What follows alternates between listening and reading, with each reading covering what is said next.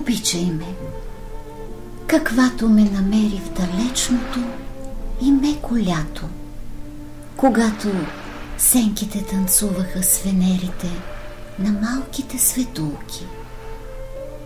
И вятърът притискаше в дланта си отронения първи лист на август. Избухваха целувките слънца и после светлината им приливаше от нежната въздишка на съня. Обичай ме, каквато съм сега, когато в уморените си делници съм гневна и сърдита и възторжена, или пък свряна въгъла на спомена.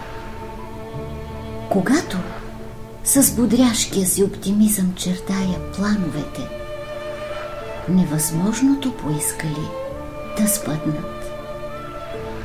И с усмивката маскирам всичките следи на времето. Обичай ме сега и утре, винаги.